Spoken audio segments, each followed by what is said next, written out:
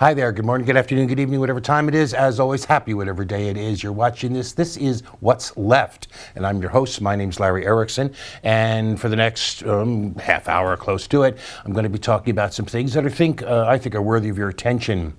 If you have any reactions to the show, you can send them to me directly. This is my personal email right here, whoviating, WHOVIATING at AOL.com. Or if you didn't catch that, go to my website. It's called Lotus Surviving a Dark Time, and the URL will be around here somewhere during the show a couple of times, and you can leave a comment there if you'd like, or you can get the email address from there. Just if you do email me, as always, include something in the subject line that makes it clear this is not spam, and be a little patient about getting an answer. So, all right, let's get to it. I always like to start with some good news where I can. I have a couple of bits of good news. The first two are actually related.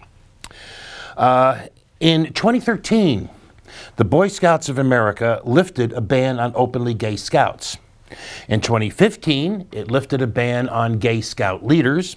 And now in 2017, the Boy Scouts has begun accepting transgender boys as scouts, declaring it will register youth based on the gender identity specified on their application rather than on their birth certificate. Now, related to that, you know, I'm sure, about HB 2. That's the notorious so-called bathroom bill in North Carolina that discriminates against transgender people. You may know also about the boycotts that occurred as the result of the passage of this law. And you may know that despite promises to repeal or at least significantly amend the law, it hasn't been changed. Well, if the law is not repealed by the end of this month, February, the NCAA is going to extend its current one-year ban on championship games being placed in North Carolina for an additional 4 years. It's a 5-year ban. This could mean like 133 NCAA championship games that the state of North Carolina could lose out on. What's more, the expectation is that if the NCAA acts, so will the ACC and also a host of amateur and other athletic organizations. I said a while back that I feel badly for the workers who will lose income because of the boycotts. But I also said that the fact is that bigotry must be made to pay a price if it's to be turned back. And unhappily, this is part of the price that has to be paid. All right, on another bit of good news on a somewhat different topic, this is recent news. The Rumps nominee to head the Department of Labor, fast food chain billionaire Andrew Puzder, has pulled out after it became clear that the worker-hating Andy Putz, who opposes the minimum wage, opposes overtime laws, opposes mandatory sick time allowances, has a history of ripping off his employees, and loves worker robots, was probably going to lose. Now, some suggest that the real reason for inadequate support among GOPpers is that he's committed the sin of supporting immigration reform. Be that as it may, whatever the reason, the fact is he's gone, that's a win, and that's good news. All right, moving on now to one of our regular features. This is the Clown Award, awarded as always for meritorious stupidity. And our winner this way, and I swear to you, I did not want to do this. I did not want to go here, but I couldn't not do it. So our winner of the Big Red Nose for the second time in 5 weeks is that diva of double talk, that ace of S-hattery, White House advisor, Kellyanne Conartist. On February 13th, this was after it had been revealed that Michael Flynn had in fact discussed sanctions with the Russian ambassador before the rump was inaugurated, but this was before Flynn had resigned. Conartist was asked on MSNBC whether or not the fact that Flynn was engaging in diplomatic discussions with the Russian ambassador as a private citizen should be considered a firing offense. This was her answer, and I'm quoting, "You're asking me to answer hypotheticals, and you're not looking at the other side, which is, what if it's not true? I haven't heard that question at all. I've only heard it from the negative context." That has got to be about the lamest the stupidest, the most vapid defense of anyone I have ever heard in my life. It doesn't even make sense. Hey, you know, you're accused of shooting your neighbor's dog. Yeah? Well, why aren't you asking me if I didn't do it? What then, huh? You're not asking me that. Because if there wasn't some reason to think that you'd done it, there wouldn't be a question to ask. Oh, my word. Kellyanne Conartist. What more can you say? Clown. I have two very brief RIPs this week. One's a couple of weeks old, but it's still, I wanted to mention it. That one is for Mary Tyler Moore, who died recently at the age of 80. The immediate cause of death was heart failure, although she had suffered from type 1 diabetes for some time. Like most people, I expect I first became aware of her on the Dick Van Dyke Show, but what I remember most was the Mary Tyler Moore Show, which I used to regard as a guilty pleasure because, you know, it was one of a bazillion sitcoms of varying quality. And I personally had never seen anything particularly odd about a single working woman. So it was only later that I realized how groundbreaking that show actually was. Anyway, thanks for the smiles, and R.I.P. Mary Tyler Moore. Our other R.I.P., I think a lot of you will not remember this guy, in which case you missed out. Irwin Corey, Professor Irwin Corey, the world's foremost authority, has died at the ripe old age of 102.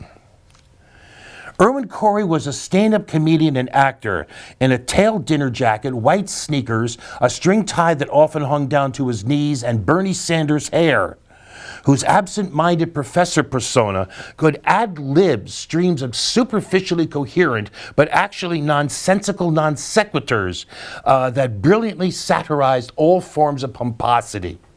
It was a pleasure to watch him work. Another case of thanks for the smiles. And R.I.P. Irwin Corey.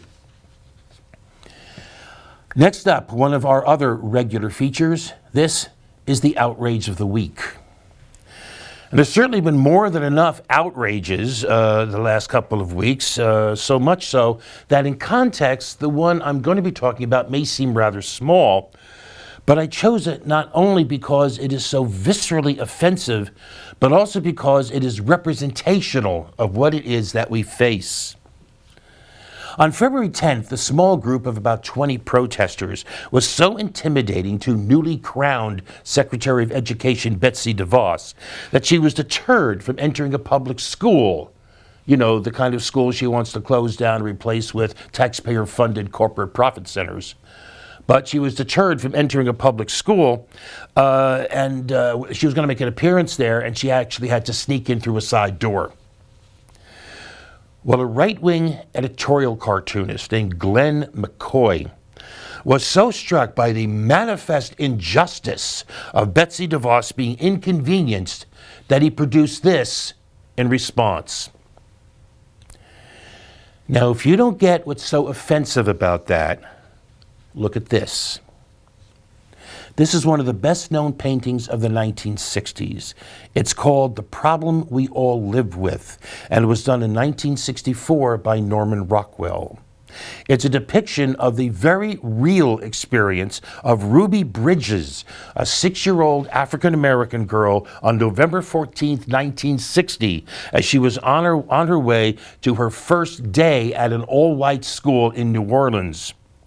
Because of the threats and the violence directed against her because she was desegregating that school, she had to be escorted by 4 U.S. Marshals every day for the first year she was there.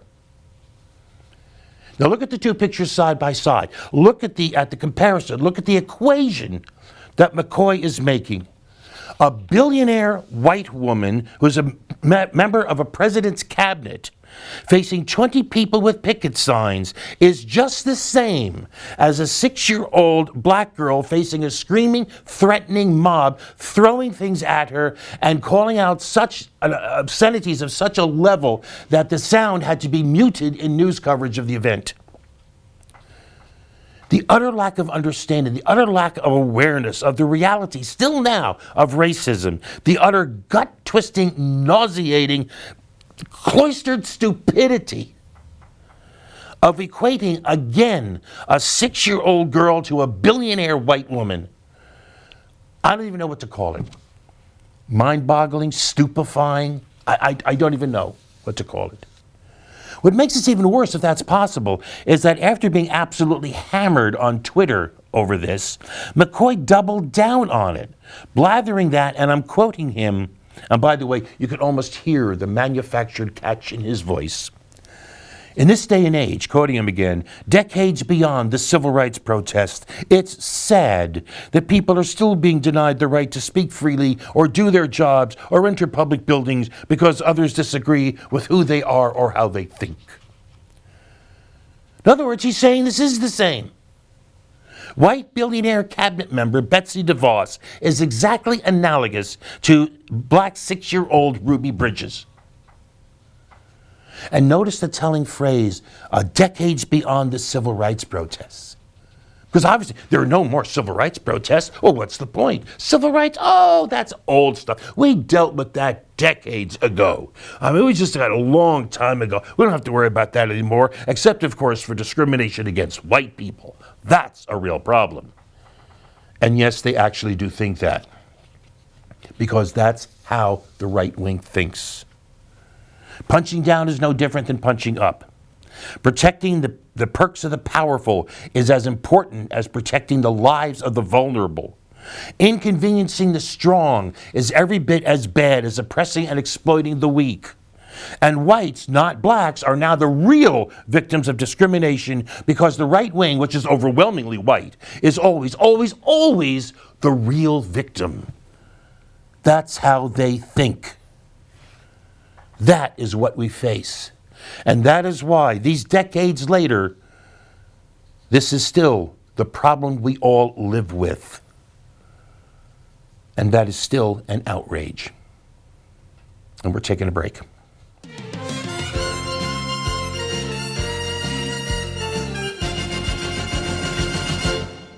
And we're back. I'm going to spend the rest of the show talking more about the continuing, active, and growing resistance to the intensified evils we are facing as a nation.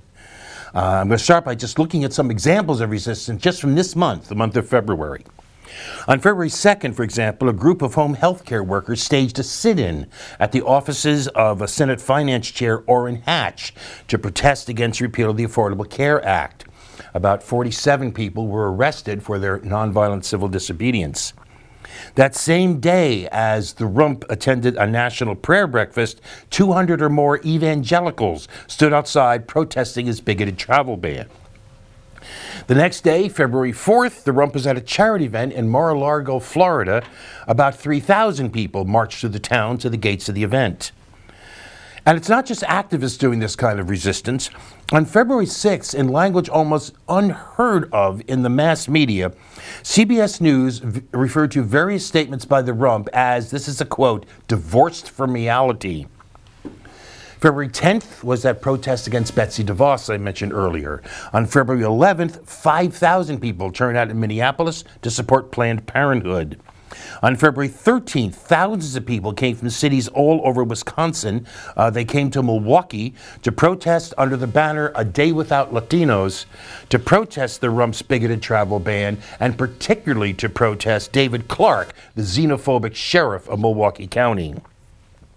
February 16th, the day that I'm doing this, so I can't tell you how well it went, but February 16th is to be a National Day Without Immigrants protest as immigrants boycott their jobs, their classes, and their shopping.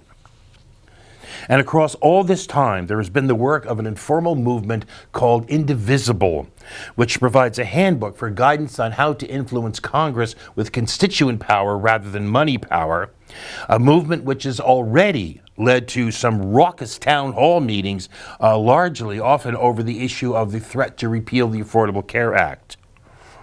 And there is more to come. Activists are preparing for mass demonstrations in the coming months. I've mentioned some of these before, but they bear repeating. On April 15th, Tax Day, there are already plans for tea marches in nearly 60 places across 28 states and Washington, D.C., around a focus of demanding the Rump release his tax records. Nearly 90,000 people have so far promised to take part. The March for Science, intended to show widespread public support for the scientific method and to protest the dangerous politicization of science, is planned for the Washington Mall on Earth Day, April 22nd, and has spawned well over 100 satellite marches around the country. Just a week later, April 29th, the People's Climate March is coming to Washington, D.C. In 2014, the People's Climate March in New York drew something over 300,000 people, and there is a hope, at least, that this one could be as big. On May 6th, there is to be an immigrants' march in Washington to show the world that we are a nation of immigrants and we will not be intimidated. Already 27,000 people have pledged to be there. June 11th brings the National Pride March in Washington, D.C., and at least 4 other cities, and about 31,000 people have already committed to attending. Now, the question is, all this activity, all this planned activity, is this having an effect? And the answer is yes, despite all the attempts by the White House gangsters to proclaim the opposite. One of the ways you can tell is the very obvious one of the number of times that GOPpers have fled, dodged, or simply refused to hold town hall meetings because of the questions they get from constituents, questions that they can't answer about why they're doing what they're doing instead of doing what they should be doing. But a subtle way you can know that you're having an impact is the fact that we are clearly driving the GOPpers nuts. Seen in how they are flailing about, wildly attacking anyone and anything seen as even vaguely threatening. When your opponents repeatedly swing for the fences, you know there's a measure of desperation involved. One example would be wildly attacking protesters as paid protesters. Tennessee State Senator Paul Bailey, U.S. Senators Pat Toomey and Cory Gardner, presidential mouthpiece and Melissa McCarthy impersonator Sean Spicer, and most recently Representative Jason Do Your Job Chavez are all making that lamest and most desperate of claims.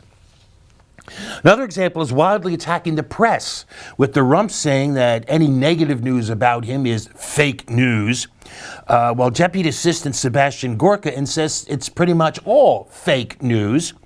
And Senator Lamar Smith actually said on the floor of the Senate that people should get their news straight from the president because that is the only way to get the unvarnished truth.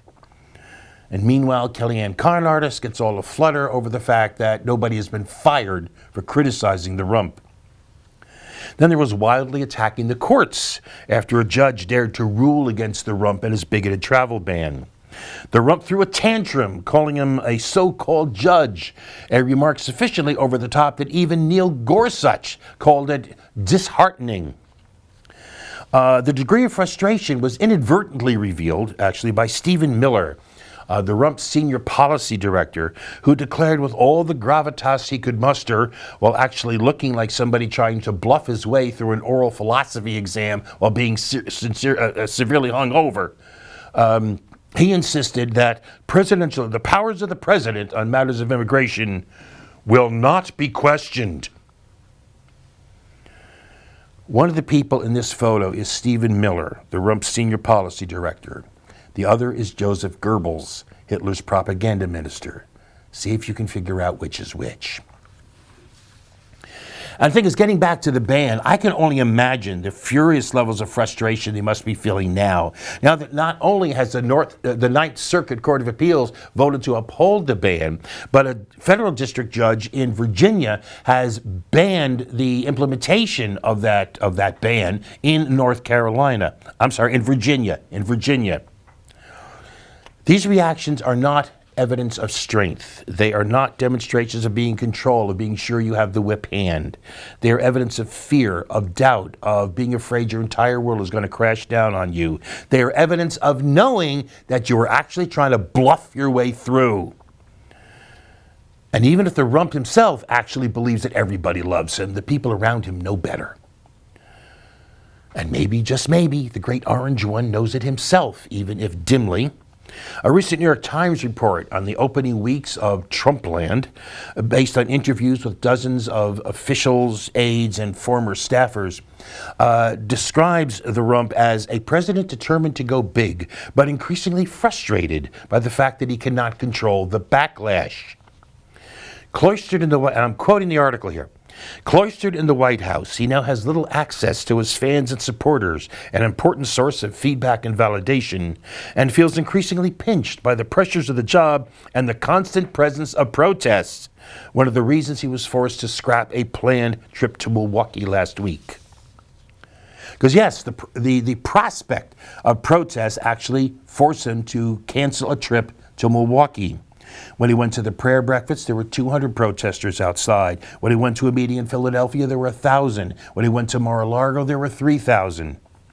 I'm reminded that during the days of the anti-Vietnam War protest, Lyndon Johnson was reduced to taking a helicopter from the White House to a military base where he'd give a speech before helicoptering back to the White House. He could not show his face anywhere else without facing protests. So it should be with the rump.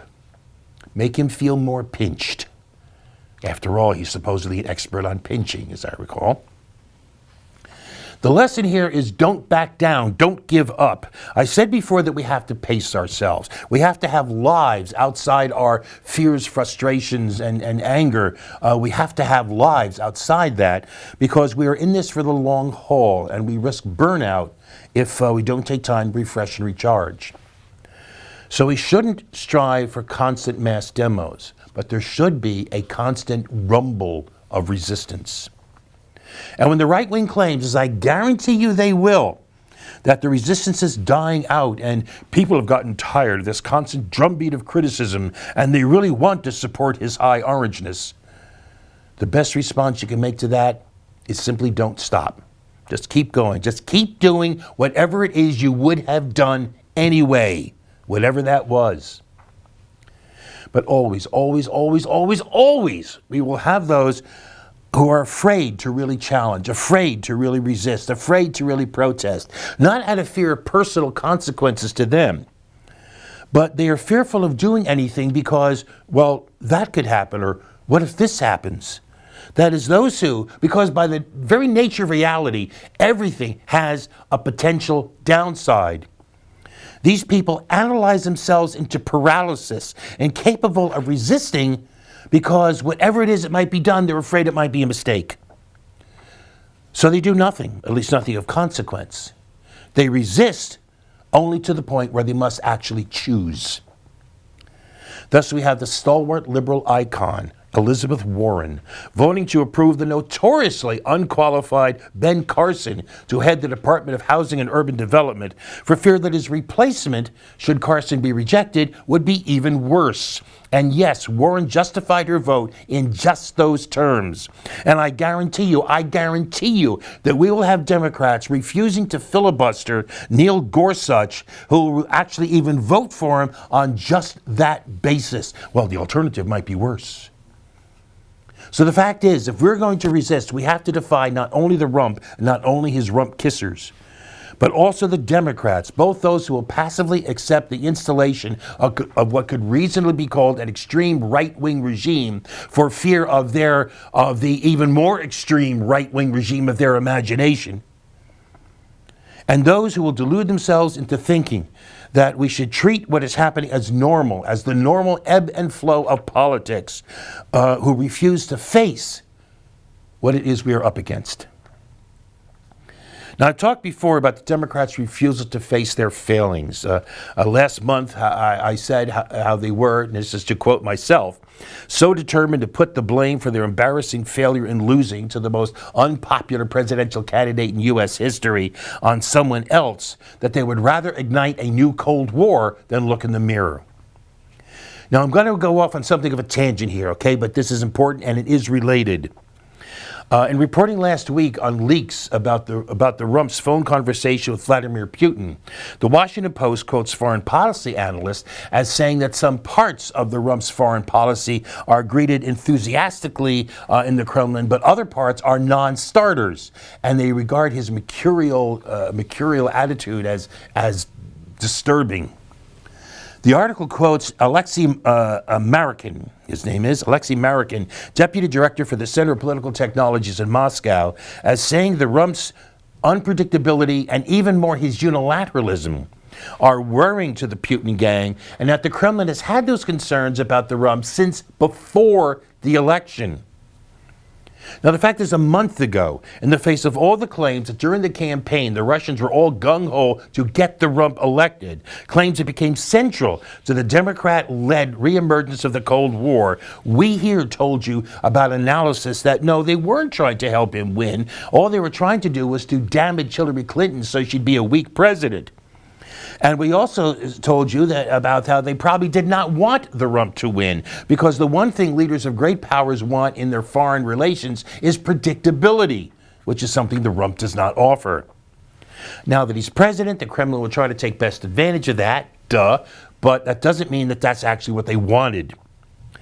The central tenet of the Democrats' Cold War chance is not that the Russians hacked the DNC, which they may well have done, but that they did it for the express conscious purpose of electing Donald the Rump, either because, moderate version, he'd be friendly to them, or extreme version, they could control him like a puppet, which is a claim you are seeing on leftist sites, especially those that claim to be progressive, but actually are just maybe slightly more liberal Democratic Party functionaries. The central tenet simply does not stand up to analysis.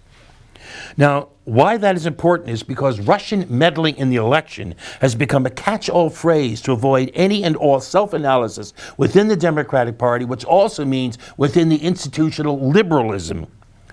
While at the same time, this is enabling the right wing, which has long desired a return to the bad old days when any opponent, foreign or even domestic, could be regarded as an agent of the monolithic international communist conspiracy.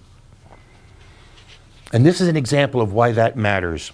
Last night, I read a post on a lefty website frothing with anger over the revelations that the Rump's campaign aides had frequent contacts with Russian intelligence officials during the campaign.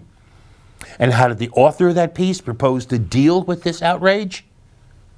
Give money to Democrats. The anger expressed in that post is legitimate, but saying the answer is support Democrats saying that's the answer, that's stupid. Because if the Democratic Party does not take a good look at itself, if it does not reform itself, if it does not embrace the kind of progressive ideas and energy that not only excite the base, but will win back some of those who have been tricked and deceived by the right-wing deception and misdirection, if it doesn't do that, it will lose in 2018 and 2020 and beyond in exactly the same way and for exactly the same reasons it lost so badly in 2016.